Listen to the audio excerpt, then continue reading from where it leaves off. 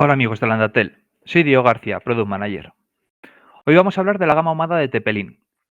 En otras ocasiones, en otros webinars, ya os hemos hecho una presentación de lo que es el catálogo y os hemos hablado tanto del producto como de la tecnología que hay detrás. Pero ¿cómo se aplica esto en nuestras redes? Es lo que queremos responder hoy. Cada uno de nosotros podemos tener nuestros propios métodos a la hora de plantear un nuevo proyecto, pero casi todos estos métodos se van a reducir a tres preguntas. ¿Qué necesita nuestro cliente? ¿Qué equipos necesitamos para cubrir esas necesidades? ¿Y cómo configurar estos equipos? Hoy, Carlos Gascón, nuestro experto en Tepelin, va a plantear un proyecto desde cero respondiendo a estas preguntas y usando los equipos de la gama ahumada. Como siempre os digo en todos los webinars, yo os animo a que a medida que Carlos vaya haciendo su exposición, si os surgen algunas preguntas, me las vais haciendo utilizando la herramienta de esta plataforma para que luego al final podamos tener un turno de preguntas un poquito más ordenado. Además, como esta presentación a lo mejor vamos, tiene mucho contenido, no es el tiempo que nos quedará para estas preguntas. Cuanto más ordenado lo tengamos, más podremos responder a el mayor número de consultas posibles. Dicho esto, hola Carlos, buenas tardes. Hola, buenas tardes a todos. Pues si te parece, te voy a pasar el control para que podamos ver tu pantalla. A ver, Muy bien. ahora estamos viendo la diapositiva. Pues somos todo oídos, Carlos. Perfecto, muchas gracias. Un segundo. Vale, efectivamente la idea de este webinar, hemos querido variar un poquito el enfoque de otros webinars y la idea es ayudar y dar algunas recomendaciones a todos nuestros integradores, sobre todo los que se dedican obviamente a despliegues o a proyectos con wireless, y lo que queremos es, para estas recomendaciones, apoyarnos en la gama profesional de de Tepelin, que se denomina Omada. En general, esta gama es una gama que trabajamos mucho desde el área técnica y que recomendamos bastante por su rendimiento y fiabilidad. Un segundín, ahí está. El contenido que vamos a tratar es el siguiente. Primero veremos recomendaciones que nos pueden ayudar a hacer un correcto análisis de requisitos. Una vez vistas estas recomendaciones, os mostraremos qué hardware es el adecuado para ciertos casos que se nos plantean de forma habitual. En el punto 3 os enseñaremos una configuración tipo para que veáis el potencial de la gama ahumada. Y por último, y como siempre, dejaremos un espacio para cualquier duda o pregunta que surja. El análisis de requisitos lo hemos planteado de la siguiente forma. En muchas ocasiones nuestros clientes integradores acuden a nosotros para solicitar ayuda preventa. Los integradores os encontráis con que el cliente resume todo el problema que hay en la red, indicando que funciona mal, pero realmente no sabemos lo que ocurre. En estos casos, para poder ayudaros, os realizamos una serie de preguntas que nos permiten seleccionar el mejor dispositivo para el proyecto. Como creemos que estas preguntas clave pueden ser útiles, lo que hemos hecho para el webinar es intentar agrupar todas, lo que son las más comunes, y categorizarlas. En primer lugar, uno de los puntos más importantes es descubrir la topología actual. Si no sé cómo es la red que tiene ahora mismo nuestro cliente final, no voy a saber cómo mejorarla, esa es la idea. El primer punto sería el diseño de la red. Cómo tienen ahora mismo o cómo proyectaron o instalaron la red en su día y cómo es exactamente esa red. Entraríamos a ver qué dispositivos hay, modelo, marca, características, cómo están conectados entre ellos, si es de forma inalámbrica o cableada, la configuración. Yo entiendo que un integrador muchas veces no va a tener el tiempo como para ver la configuración de todos los dispositivos de una red, pero sí que por lo menos saber en qué modo están configurados. Hay dispositivos de red que pueden actuar en modo cliente, en modo punto de acceso, en el modo que sea, en modo router, y por lo menos saber en qué modo está cada dispositivo. Y luego también es importante el tema de las métricas. Si tenemos ya una red en la que tenemos algún tipo de métrica, pues aprovecharla para estudiarla y ver qué relación tiene con el problema que nos está reportando el cliente final. Una vez que tenemos la topología y diseño de red actual, nos centramos en los problemas que tiene el cliente en su red. Si nos están reportando un problema de rendimiento, ¿nos lo están reportando de forma generalizada o estamos hablando de solo problema de rendimiento inalámbrico o también afecta a nivel cableado. Yo ya solo con esta pregunta, que es una pregunta muy obvia y que no estoy descubriendo nada nuevo, voy a filtrar mucho si me tengo que centrar más en toda la parte o la infraestructura inalámbrica, o si también hay problemas de switches que no sean gigabit, o de router que no tengan suficiente rendimiento en el NAT, o qué es lo que está pasando realmente. También puede ser, o puede ocurrir, que el rendimiento sea correcto, pero que existan caídas de este rendimiento o decremento de este rendimiento que el cliente final no pueda tolerar, ya sea por simultaneidad de clientes o por lo que sea, que esa caída de rendimiento haga que la red no sea estable o no la considere estable y que no pueda trabajar sobre esa red. También es importante ver si la red tiene varios sistemas de gestión que estén descentralizados, que haya equipos configurados en standalone o de forma independiente, sin controlador, o que haya equipos de los cuales no tengo directamente visibilidad. No sé qué configuración tienen ni qué están haciendo y qué no. Otro posible problema puede ser las típicas zonas sombras o zonas muertas sin cobertura, o que existan clientes que se están quedando conectados a una AP cuando deberían cambiarse a otro AP, que es lo que conocemos muchas veces como sticky client.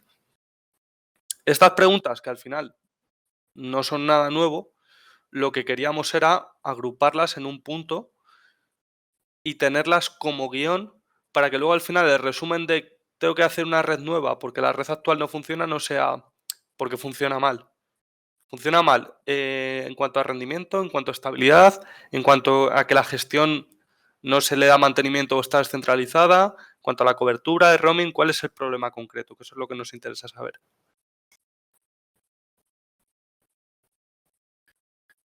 Otro punto importantísimo de la red actual es qué uso se le está dando. Si yo no sé exactamente qué uso se le está dando, es muy difícil que sea capaz de seleccionar el dispositivo más adecuado.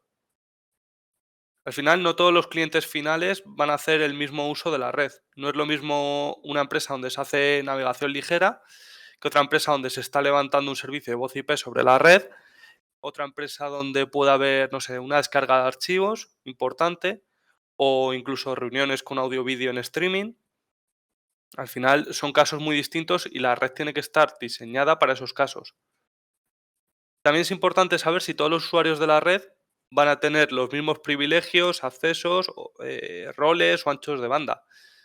Eh, ¿Cómo van a ser los clientes en un instituto? Pues no va a ser igual, no voy a tener el mismo tipo de cliente, ni lo voy a tener que segmentar en cuanto a perfiles de la misma forma que en una empresa, en una pyme de 15, 20 empleados, en el que lo mismo solo tengo dos roles, que sean administradores de la red y usuarios o empleados. También es importante ver qué dispositivos hay conectados a la red. Si son portátiles, son smartphones, son tablet, qué tipo de estándar, Wi-Fi 4, Wi-Fi 5, Wi-Fi 6. Esta es una de las preguntas que más os hacemos muchas veces a los integradores, que es mejorar la red, pero ¿qué clientes tienes conectados? ¿Los clientes van a llevarse bien con esa mejora? Eso es muy importante. Y luego, por último, ver cuál va a ser el futuro de esa red. Ahora mismo la red va a ser diseñada para un uso, pero ese uso va a cambiar de aquí a unos meses. ¿Se está proyectando ya algún cambio en el que se van a meter más servicios? Todo eso es importante. ¿Qué es lo que buscamos mejorar en una red? Pues muchas veces se nos contesta igual, de forma genérica. Lo que quiero es mejorar el rendimiento de la red. Ya, pero ¿quieres mejorar el rendimiento en pico de uno o dos clientes que necesitan mucho caudal? ¿Quieres mejorar la concurrencia, la cantidad de clientes que hay conectados? ¿La estabilidad, como veíamos antes? ¿El roaming, el tema de los sticky client? ¿La eficiencia o quieres segmentar más la red porque hay mucho tráfico broadcast que quieres limitar? La gestión, es un dolor mantener esa red y porque además se presupone que un integrador está manteniendo otras muchas redes y lo que quieres es unificar para luego tener una gestión mucho más sencilla. Todos estos son los puntos que para nosotros serían claves a la hora de tratar un posible despliegue, instalación de red, ya sea, en el fondo hay puntos que se pueden aplicar a una red que se va a desplegar nueva o a una red que se quiere mejorar. Se quiere partir de una red antigua y cambiarla para mejorarla. Ahora que ya hemos visto las preguntas clave, con las cuales podemos entender los problemas, la topología y el uso que tiene la red, lo que vamos a ver es casos prácticos. Queremos que veáis muchas veces las consultas que nos llegan y lo que nosotros veríamos o bajo nuestro criterio sería una buena práctica y lo que no sería una buena práctica.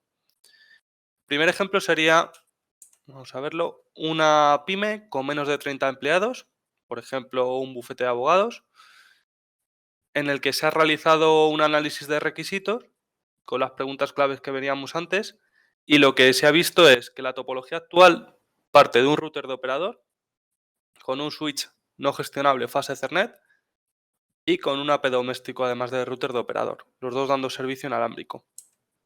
La problemática que nos está indicando el cliente final es que tienen problemas de estabilidad, tienen problemas de roaming y tienen problemas de rendimiento. Obviamente volvemos a lo mismo, el cliente no nos va a indicar esto porque son conceptos que probablemente no controle. Esto, a partir de las preguntas que estábamos viendo antes, vamos a determinar que estos son los tres conceptos que están fallando. ¿Qué uso tiene la red? Pues bueno, en base a preguntas, lo que hemos conseguido obtener es que es una navegación ligera. Hemos visto también que lo que usan es mailing, tema de emails internos y externos, y que además acceden a un software en la nube. ¿Qué mejoras pretenden? Pues solventar los problemas de estabilidad, roaming y rendimiento. ¿Qué es lo que muchas veces vemos que se recomienda? Pues bueno, cogemos el AP, el punto de acceso doméstico estándar N, Wi-Fi 4 que tenía el cliente y lo cambiamos por un punto de acceso y además para curarnos en salud lo que hacemos es ir a un punto de acceso de alta densidad. ¿Por qué creemos que esto no sería una buena solución? Pues muy sencillo. Para empezar, el cliente nos estaba reportando un problema de que los portátiles, tablet y demás se le quedaban conectados a un dispositivo, ya sea al router doméstico o al punto de acceso, al router de operador, perdón, o al punto de acceso doméstico y no se le cambiaban al otro dispositivo. Había un problema de roaming. Con esto no lo vamos a solucionar, porque vamos a tener este punto de acceso operando con el router del ISP. Eso por un lado. Por el otro lado, también nos reporta un problema de rendimiento cableado, porque tienen un switch fase Ethernet por ahí no gestionable. Entonces, con esto tampoco lo vamos a solucionar. Dos de los tres problemas que tenía ya no los estamos solucionando con esto. Y además nos hemos ido a un punto de acceso que tiene un coste que el cliente final probablemente considere que es alto. Entonces, ¿cuál sería muchas veces nuestra solución? Vamos a bajar a un punto de acceso con menor rendimiento, porque para este tipo de red no hace falta más, un Wi-Fi 5 2x2 AC. Vamos a meter un switch a giga, a 1000, gestionable, que nos permita juego, y vamos a meter un controlador para poder tener gestión de toda la red. ¿Qué conseguimos con esto? Pues bueno, el roaming, como vamos a quitar este punto de acceso doméstico y vamos a deshabilitar el wifi en el router del operador, vamos a conseguir un roaming mucho más eficiente, porque son puntos de acceso empresariales que están pensados para hacer roaming y que tienen protocolos para roaming. Además, vamos a resolver el problema de rendimiento inalámbrico, cuyo causante era ese switch, pues fase Ethernet y ahí probablemente doméstico. Y además vamos a tener un mantenimiento más sencillo porque estamos metiendo un controlador. Para nosotros esto sería una solución correcta y completa de todos los problemas que nos estaban reportando. En el segundo ejemplo, lo que hemos escogido es una cadena de retail, por ejemplo, una cadena de supermercados, y en este caso la problemática es distinta. Partimos de una red también en la que están utilizando el router de operador, switches y APs, y en este caso, tanto el cliente final como el integrador están teniendo problemas con el mantenimiento de la red, debido a que son varias sedes o varias redes y cada una está en un site, y cada una tiene un hardware distinto.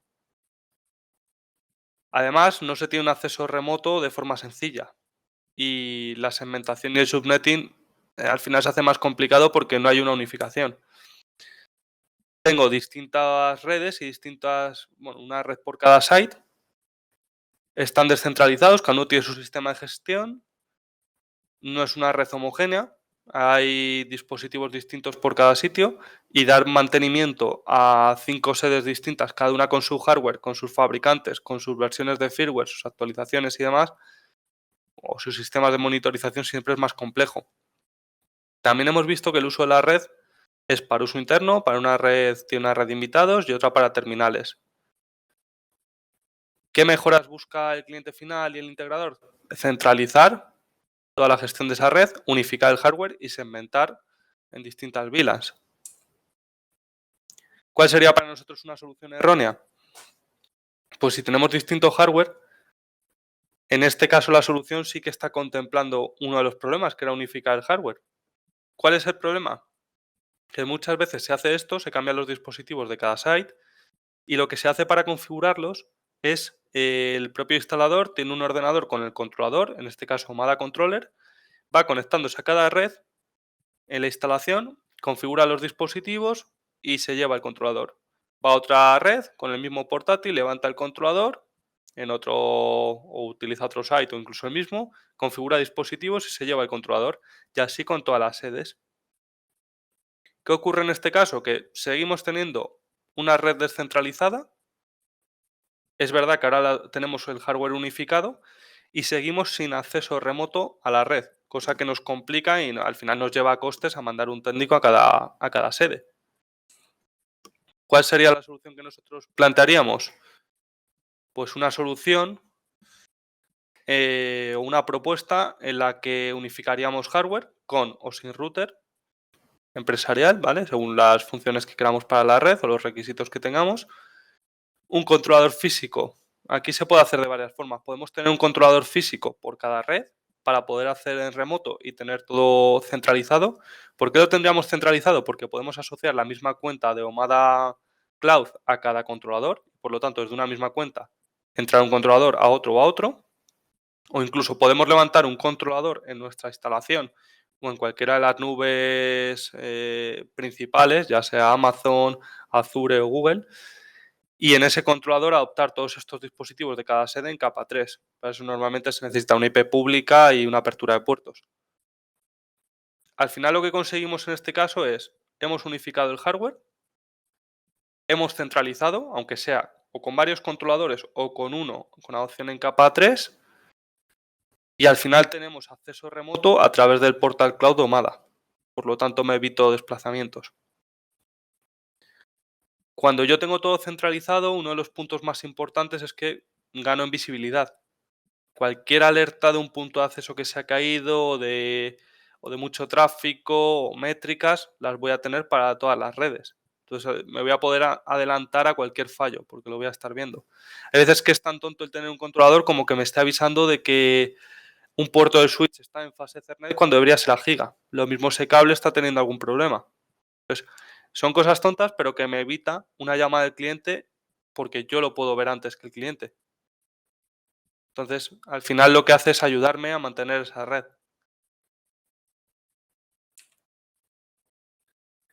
En el caso 3 lo hemos querido plantear de una forma muy genérica, porque era un concepto que no queríamos dejar de comentar en el webinar. Es un concepto relacionado con las comunicaciones inalámbricas y que solemos siempre indicar a clientes. Lo solemos llamar bidireccionalidad de la comunicación. Como vemos en el gráfico, si dos personas están hablando con una cierta distancia entre ellas, aunque una de ellas pueda hablar muy alto, si la otra no tiene esa potencia, no tiene esa capacidad de hablar tan alto, la comunicación no va a ser correcta porque yo le voy a preguntar algo y la respuesta no la voy a recibir. Entonces voy a tener que repreguntar. Y entonces, al final, lo que he hecho ha sido mejorar un punto, el otro no, y por lo tanto la comunicación no es buena. Pues este problema, o este caso, se nos da mucho en ciertos entornos reales, como puede ser un almacén, o un entorno exterior como una finca o un parque. Muchas veces, por la complejidad que tiene el cablear o el poner varios puestos o tomas para puntos de acceso en esos entornos, lo que se hace es ir al portfolio de un fabricante y buscar el punto de acceso más potente que tenga en esa gama. Lo que no se está teniendo en cuenta es que por muy potente que sea la AP que yo instalo o que monto, ese AP sí va a poder transmitir a clientes que estén más o menos lejanos. Sin embargo, la respuesta de esos clientes no le va a llegar a la AP. Entonces, al final lo que ocurre es que he hecho una gran inversión para que la comunicación siga siendo errónea o no sea buena. ¿Qué soluciones hay en este caso? Pues al final la más compleja, pero que es la más eficiente, es cablear a varios puntos. Y lo que no invierto en APs de tantas prestaciones, que lo invierta en instalación de cableado. Otras opciones que hay con la gama Omada, pues se puede hacer mesh. Puedo poner varios dispositivos repitiendo inalámbricamente, pero siempre hay que tener en cuenta que ese tipo de soluciones aumentan la latencia y decrementan el rendimiento. Entonces tiene que ser la última opción. Pero lo que consideramos más importante de todo esto es el concepto de la bidireccionalidad. Con ese concepto, claro, se suelen evitar muchísimos problemas que vemos en la mayoría de redes. Por último, en el cuarto caso, vemos una red para un colegio o para un instituto, y en estas redes nos ocurre una cosa que siempre nos ha resultado curiosa, que es que vemos gran cantidad de equipos haciendo NAT, haciendo traducción de direcciones, creando su red. Muchas veces lo que hemos visto con los años es que en estos colegios, cuando hay problemas de rendimiento inalámbrico, que suelen ser rendimiento inalámbrico, lo que se va haciendo por parte de, pues bueno, desde de técnicos que haya internos que sean, lo más común es el técnico de informática que hay en el propio instituto, o el profesor de informática, lo que se va haciendo es meter routers domésticos de altas prestaciones y además se dejan configurados como router. Entonces, lo que ocurre es que van teniendo distintas subredes que no están comunicadas y por lo tanto unas redes ven recursos de otra, tienen problemas de cobertura muchas veces, tienen problemas de concurrencia. De estos problemas también salen otros como pueden ser problemas de roaming, porque hay dispositivos de distintos fabricantes y que son domésticos, que no están pensados para hacer un buen roaming. Al final, todo lo que sea descentralizar y poner equipos que no están diseñados para el uso para lo que se están desplegando, pues va a conllevar problemas. ¿Cuál es el uso de estas redes habitualmente? Pues una subred de gestión, una subred de alumnos, otra de profesorado. Es lo más común. ¿Y qué mejora suele buscar el cliente final? Rendimiento, unificar, y también se suele hacer énfasis en el tema de la seguridad. Si yo tengo 20 dispositivos de distintos fabricantes y que son domésticos, pues el concepto de seguridad siempre va a quedar más difuso y va a ser bastante más complejo de aplicar. ¿Qué solución se le suele dar a estos entornos? Pues lo mismo que habíamos antes. Busco en el portfolio de un fabricante el punto de acceso con mayor rendimiento. Y me voy, por ejemplo, en este caso, al EAP 660 HD de alta densidad, un Wi-Fi 6, 4x4, el equipo top de la gama. ¿Cuál es el problema de esa solución? Pues hay varios problemas. El primero es que no se ha arreglado que siga habiendo equipos en la red que hacen NAT. El segundo es que no se ha planteado una correcta segmentación por VLANs. El tercero es que no se está teniendo en cuenta el tipo de clientes.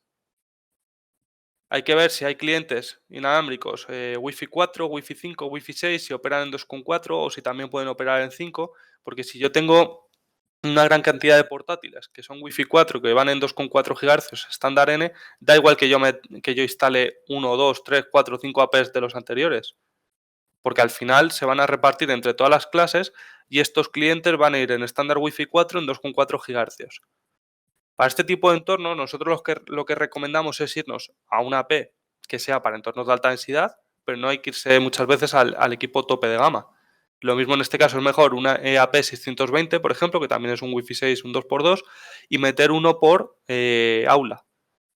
¿Por qué uno por aula? Porque si al final suponemos 25 a 30 clientes por aula y sobre todo tenemos en cuenta el factor de concurrencia que se da en los colegios o en los institutos, que es el gran problema de los colegios, que es que los clientes inalámbricos demandan datos todos a la vez. No es como en una pyme, que es raro que todos soliciten el ver un vídeo o la descarga de un archivo a la vez, sino que aquí sí que va a ocurrir a la vez, porque un profesor va a pedir a todos los alumnos que accedan a un recurso y lo van a hacer a la vez. Pues creemos que la mejor opción es siempre meter una AP por aula, aunque sea bajando el rendimiento de esta AP, no yéndome al equipo tope de gama, sino bajar a un equipo que no sea de tanto rendimiento, pero que me permita en presupuesto meter un dispositivo por cada aula. Además, lo que consigo con esto es que luego voy a poder regular potencias y hacer una celda que cubra el aula y poquito más para que no haya interferencia. Y además, si tengo clientes legacy que van en 2,4 GHz, voy a poder jugar con el solapamiento de canales. Es verdad que en 2,4 poco juego tenemos, porque al final canales que no solapen son el canal 1, el 6 y el 11, en 20 MHz, pero por lo menos voy a tener una oportunidad. Si yo lo que hago es, en vez de estos 3 APs, instalo una AP con mayor rendimiento que quiera cubrir las 3 aulas, a 25 o 30 alumnos por aula, pues lo que voy a tener probablemente voy a tener muchos más problemas y muchas más incidencias.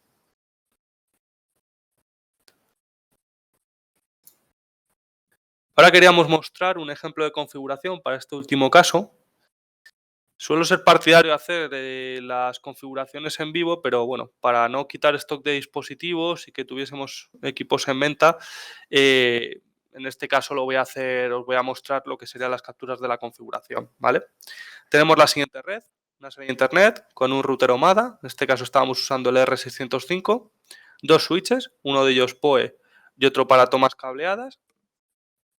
Y de switch PoE tenemos por un lado el controlador, el OC200, y luego dos APs, uno para cada aula. Estamos simulando un colegio o un instituto, pues bueno, podemos nombrar los APs uno por cada aula. Los primeros pasos que haríamos una vez instalado el controlador, estoy omitiendo los pasos de instalación porque al final es un poco siguiente, y los pasos de adopción de dispositivos. Una vez hecho eso, lo que haríamos es configurar regiones, configurar el tipo de entorno, hora. Parece una tontería, pero estos temas de la hora, la región y demás, la región por tema de canales, la hora por tema de log o incidencias, son importantes. Después habilitaríamos las funciones avanzadas, porque querremos hilar un poquito más fino cuando configuremos. Configuramos el device account, es uno de los puntos que siempre recordamos en todos los webinars. Es importantísimo, una de dos, o configurar el device account con una contraseña que nosotros sepamos cuál es, porque por defecto se pone una que se genera aleatoriamente, o almacenar en un sitio donde no vayamos a perder la contraseña que se ha generado de forma aleatoria. Esta es la contraseña que utiliza el controlador para comunicarse con los dispositivos.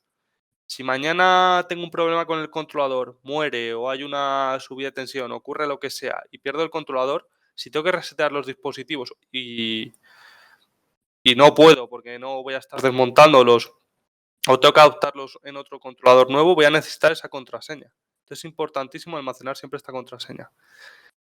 También recomendamos siempre configurar el servidor SMTP para envío de las alertas por email y también para poder recuperar la contraseña del usuario por si la perdiese o no recordase cuál es. Estos serían los 4 primeros pasos que recomendamos siempre una vez instalado y adoptado los dispositivos en OMADA.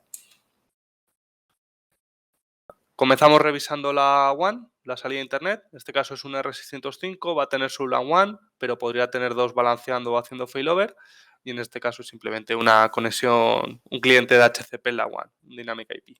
Podría levantar un PVPoE por si tuviese el router del operador en modo bridge. Vamos a editar la red de gestión. Por defecto, la red de gestión que llevan estos equipos es una 192.168.0.1, el gateway /24. Entonces, en este caso, lo que he hecho ha sido darle otro nombre, decir que esta red va a salir por todos los puertos LAN, darle un gateway que va a ser la 10.10.10.1/24 porque no voy a necesitar más de 250 y pico IPs o host. Configuro el DHCP, de hecho lo he cerrado a menos IPs, tiempo de lease y poquito más. Aquí no habría mucha más configuración, pero la red de gestión. Ahora he configurado una subred asociada a una VLAN para el profesorado, en este caso la VLAN 20. La red va a ser la 10.20.20.1, el gateway /24. Y aquí he abierto un poquito más el DHCP. Ahora configuramos la red del alumnado en la VLAN 30, la 10.30.31/23. Aquí sí que abro un poquito la máscara porque se presupone que va a haber bastantes más alumnos que profesores, obviamente. Y una vez que tengo las tres redes, gestión, profesorado y alumnado, lo que voy haciendo es las reglas de ACL, Access Control List. ¿Para qué? Para bloquear ciertos tráficos que no quiero que ocurran. Bloqueo tráfico desde la red de alumnado hacia la red de gestión y hacia la red de profesorado.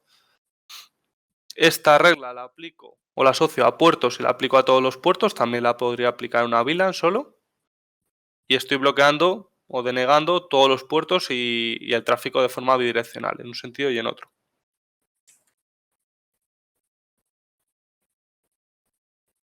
La red de profesorado, también voy a hacer un bloqueo de tráfico de profesorado a gestión y alumnado. Igual, deniego tráfico, es bidireccional, aplico a todos los puertos. Y desde la red de gestión, ahí no voy a hacer ningún bloqueo. Las anteriores reglas que no lo he comentado, o ACLs, las estábamos aplicando, de hecho voy a volver para atrás si lo veis, a nivel de switch. Pero también puedo aplicar reglas a nivel de APs, en la parte wireless. Al final lo interesante del controlador de OMADA es que está unificando, por un lado router, por otro lado switches y por otro lado APs. Entonces he hecho las reglas para los switches y ahora estoy haciendo las reglas para los APs, muy similares. Habilito la regla, deniego y deniego desde la red de alumnado a las otras dos y desde la red de profesorado a las otras dos. Aquí ya es un ejemplo de configuración. Según os interese, podéis hacer excepciones o sí que permitir que de profesorado llegue a alumnado o la excepción que vosotros tengáis como requisito. Una vez que hemos configurado las ACLs, lo que configuraríamos es la parte inalámbrica, las WLAN. Crearíamos un SSID para profesores en 2,4 y en 5 GHz. En este caso no le he puesto seguridad, que ahora veremos por qué. Lo asocio a la VLAN 20, que es donde está la red de profesores. Sí que voy a hacer broadcast y luego hay opciones avanzadas como que podría limitar el rate, es decir, podría filtrar a que ciertos clientes muy antiguos no se puedan ni conectar para que no me cause problemas en los clientes modernos. Entonces, como el intentar evitar que un camión acceda a una carretera para que no provoque que los demás turismos o vehículos más rápidos puedan circular. Eso sería un poco la idea. También puedo tener problemas si hay dispositivos antiguos en la red porque obviamente no van a poder conectarse. Creo el SSID de alumnos en 2,4 y en 5 GHz, mismo SSID, asociado a la VLAN 30. También puedo poner un scheduler de que estas redes solo operen en cierto horario. Si es un colegio lo mismo, no tengo que estar radiando por la noche. ¿Por qué? Pues entre otras cosas por seguridad. ¿Para qué voy a estar emitiendo una red de alumnos por la noche si no debería haber nadie conectado? Pues también lo puedo hacer. Una vez configurados los SSIDs, iría a cada punto de acceso y configuraría su parte radio de forma independiente. Anchos de canal, como hablamos siempre. Recomendación 20 MHz, canales 1, 6, 11. No recomendamos que juguéis con los canales intermedios porque lo que se hace es solapar más. Bajar la potencia porque en mi diseño inicial estoy planteando el utilizar una AP por aula, perdón. Y en 5 GHz igual. Lo único que en 5 GHz, pues bueno, podemos trabajar con 40 MHz porque hay más espectro, ancho de canal, perdón, canal concreto y bajada la potencia. Siempre, o en general, luego depende de cada caso, un poquito más de potencia en 5 GHz respecto a 2,4. ¿Por qué? Pues 5 GHz al final, como sabéis, es una frecuencia más alta, penetra por los objetos o los muros y demás. Se presupone que va a haber menor cobertura y entonces por eso siempre es interesante darle un poquito más de potencia. Después, como veíamos, no le he dado un cifrado o una seguridad a la red porque lo que estoy haciendo es levantar un portal cautivo en cada SSID. Uno para alumnos, otro para profesorado. Son portales muy similares. He hecho una redirección a nuestra tienda online, alandaso.com. Y lo he puesto ahí de varios tipos. Hay por voucher numérico, que sería más útil en un entorno de hotel. Local user, que es un usuario y una contraseña, que es el que yo voy a utilizar. Hay por SMS. Un formulario, que es una nueva opción que ha implementado Teppelin en la última actualización. Es un formulario que, pues no sé, podría venir muy bien para restaurantes, en el que hago una serie de preguntas al cliente antes de dejarle el pasar a mi red o la salida a internet. y después he hecho un diseño. Simplemente tampoco he modificado mucho el diseño de base, he puesto una imagen de fondo, como veis me pide usuario y contraseña, tengo unos términos de servicio, puedo poner algún título, el logo también lo podría cambiar, temas de colores también los podría modificar y bueno, lo que es personalizar un portal para un colegio. Y este es el ejemplo de una instalación muy sencillita en uno de los casos que hemos visto antes. Y no sé si, Diego, tienes por ahí alguna duda o consulta. Sí, hay varias preguntas. En la hora de selección de equipos hay varias preguntas que son bastante parecidas. Yo las intento agrupar un poco en cómo elegir. Entonces, ¿cuáles serían las métricas para elegir, para ver si necesito un Gateway 605 o 7206, un OC200, un OC300 o un switch de la gama 2000 o de la gama 3000? Vale, a ver, en principio empiezo por los controladores, OC200, OC300. Pues normalmente OC200 lo recomendamos para menos de 50 dispositivos a gestionar, ¿vale? Si hay menos de 50 dispositivos o MADA, podríamos utilizar OC200. Para más dispositivos ya solemos recomendar el que se pase al OC300 porque es un equipo con el mismo controlador exactamente. El controlador, tanto en físico como en software, es el mismo y tiene las mismas funciones. Lo único que lo que tiene el OC300 es que tiene un hardware superior. Más procesador, más memoria, puerto Ethernet y demás. En cuanto a switches, depende un poquito del tráfico que vayamos a mover y yo en switches también me centraría mucho en la cantidad de ACLs que vayamos a hacer. Al final, una serie u otra de switches lo que lleva es a las prestaciones internas del dispositivo. Volvemos a lo mismo, memoria, procesador. Entonces, si voy a meter muchas reglas, muchas ACL en switches, pues me iré a la gama un poco superior. También muchas veces hay distintas características según sea un SG2428P o un 3428MP. El MP al final nos está dando más PoE o un XMP que nos da más PoE y nos está dando puerto a 10 gigabit. Entonces, bueno, depende, muchas veces no son características exactamente iguales, sino que ya solo por datasheet podemos diferenciar si necesitamos uno u otro y luego además tener en cuenta si la configuración va a ser un poquito más compleja y voy a demandar más funciones al switch. Hay veces que se montan switches gestionables y no se hace casi gestión sobre ellos. Entonces, en esos casos me podría ir a series más bajas. En cuanto a Gateway, pues bueno, entornos, por simplificarlo bastante, entornos de pyme de hasta 30, 40, 50 empleados, ahí yo me iría al 605 y en cuanto empieza a subir de ahí o haya mucho tráfico que se genere, empezaría a meter un 7206. Eso siendo muy conservador, ¿eh? El 605 podría aguantar más usuarios, pero siendo conservador. Muy bien. Y bueno, más o menos lo acabas de mencionar, pero ¿en alguna de estas instalaciones utilizarías switches no gestionables?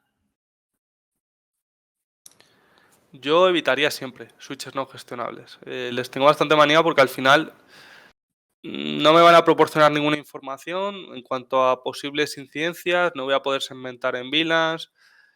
Yo intento evitarlo. Hay veces en los que no hay otra opción porque estoy buscando un switch que sea muy pequeñito y solo he encontrado uno no gestionable, lo tengo que utilizar y bueno, no va a pasar nada. Pero al final la idea es, no voy a poder monitorizar nada en ese switch, no voy a poder meterlo en el controlador y va a ser un punto ciego en la red. Entonces, bueno, no voy a poder diferenciar servicios. Yo no lo recomiendo. Muy bien. Cuando hablabas de la bidireccionalidad, ¿qué potencias y distancias consideras recomendables? Es la pregunta que se nos hace siempre. Depende del entorno completamente. No hay una distancia y fabricante que os indique una distancia para sus equipos o un alcance o un radio, mal, mal, porque muchas veces hay fabricantes que lo hacen y vemos que en datasheet se indica un radio y demás. Nosotros no somos partidarios porque depende completamente del entorno. Hay entornos donde hemos tenido clientes que en una AP de exterior se han conectado a 50, 60, 70 metros sin problemas con un buen cliente y hay entornos donde pasar de 15, 20 metros es muy complicado, ya sea en exterior porque hay mucha vegetación o ya sea en interior porque las paredes tienen algún tipo de aislante que está afectando mucho. Entonces depende mucho. En general, en interior seguimos bastante la regla de que la cobertura no tenga que pasar 2 paredes, aunque depende de cómo sean las paredes. 15, 20, 25 metros puede ser una distancia lógica, pero teniendo en cuenta todo lo que he dicho antes. Y a nivel de RSSI, Bueno, en principio RSSI, lo ideal, pues hacer un diseño de red o un estudio de cobertura en el que tenga menos 65 dBm, pero estamos hablando de ideales. Hasta menos 70, menos 75. Si no se va a mover mucho tráfico y no se necesita una latencia muy baja y un rendimiento muy alto, pues podría operar. muy bien. Las preguntas que voy a hacer ahora son un poco más concretas, pero la verdad es que las han repetido, entonces me parece útil hacerlas. En tu experiencia, ¿cuál es la mejor manera de tratar con los TPUs inalámbricos en un restaurante? Ahí el problema, entiendo que se están refiriendo a roaming. Y ahí hay un detalle que hay que tener en cuenta que muchas veces no podemos solventar, pero depende muchísimo de cómo sea también la aplicación del TPV, ¿vale? Hay aplicaciones que son muy sensibles al corte de un AP a otro y hay aplicaciones que no. Hay aplicaciones que son web y que si yo le doy a enviar la comanda y no se ha enviado, reenvío y no hay problema. En general, para el roaming, pues siempre que sea una gama unificada, eso es clave, tener un controlador levantado, hacer unas buenas zonas de solapamiento donde haya cobertura de los dos APs, no que de repente haya una vacío de cobertura del AP en el que estaba conectado y luego me tenga que pasar otro AP, pero me tenga que desplazar para eso, tienen que estar bien solapadas esas regiones de cobertura y luego gestión de canales. Al final lo interesante ahí es yo sé los protocolos que hay 3 protocolos de roaming, 802.11r, K y V. Los APs suelen soportar una serie de protocolos. Lo que hacen los fabricantes normalmente es mejorar esos protocolos. Y yo mi recomendación también es que reviséis los terminales. Muchas veces nos ha pasado con clientes que eh, hacen una instalación, les va mal el roaming, la instalación es nueva, prueban otros APs de otro fabricante y les sigue yendo mal la instalación, el roaming sigue siendo incorrecto, tienen sticky client como problema y en ese caso nuestra respuesta es clara. Si se han probado dos fabricantes distintos o dispositivos distintos y sigue ocurriendo el mismo problema, habrá que revisar los clientes. Muchas veces son entornos en los que no se quiere modificar el TPV o el cliente y a veces el problema está solo en el TPV o el cliente. Muy bien. Y la otra pregunta, así un poco también concreta, es ¿cómo se gestionan las redes de invitados y tiene la interfaz de Tepelin algún tipo de ayuda o gestión para redes de invitados? Sí, cuando se levanta una VLAN se puede marcar como una red de invitados. Cuando se marca como red de invitados, normalmente a lo que lleva esa configuración es a que se pueda levantar un portal cautivo sobre ella, ya que se apliquen unas ACLs predeterminadas. Esas ACLs lo que suelen bloquear es que cuando un cliente se conecta a una red marcada como invitados, no pueda llegar a los recursos locales de esa red, a servidores y demás.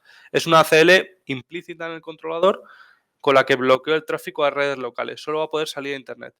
¿Qué nos permite eso y para qué se utiliza a veces? Pues bueno, si es una red en la que hay switches no gestionables en los que yo no puedo levantar VLANs, o no tengo un router o demás que me permita levantar VLANs, puedo sobre una misma subred levantar un SSD para invitados sin complicarme mucho más y sin que esos invitados puedan acceder a un servidor de ficheros que tengo en la misma red, con el mismo direccionamiento. Entonces, bueno, es una solución o nos permite aplicar solución a no levantar VLANs y no hacer ACLs a mano. Muy bien. Y dentro de la configuración que nos has enseñado hay un par de preguntas. Eh, Cuando estabas enseñando la máscara de los alumnos, has dicho que abrías la máscara para que, porque suponías que habría más de los 200 ahí que te deja la máscara 24. ¿No sería recomendable segmentar en varias redes de alumnos para no sobrecargar el gateway? ¿Hay algún caso? Hemos tenido algún caso de clientes en los que sí que han movido mucho tráfico y lo hemos hecho así. Pero en general también, si lo que hago es hacer varias redes de alumnos, luego hay que tener en cuenta que eso tiene más mantenimiento.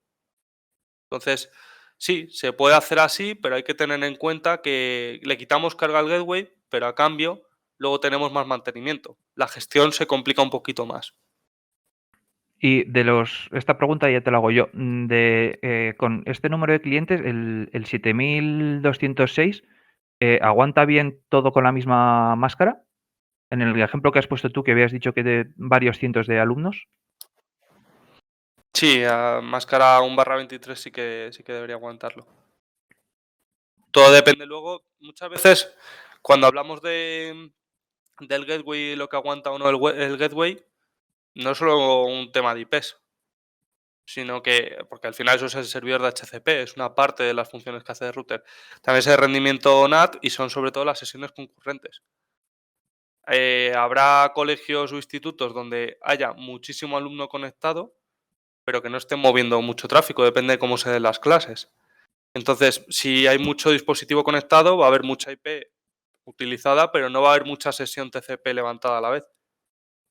Entonces depende un poquito del tráfico. Muy bien. Y ya la última pregunta, perdón.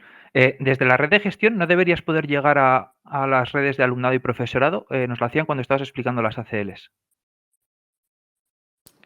Sí, ahí depende de cómo lo plantees. En general, yo lo que busco, lo que pretendería es, sobre todo, bloquear que los alumnos no puedan llegar a red de gestión. Desde la red de gestión, si puedes, lo ideal sería que sí que llegases al resto de redes.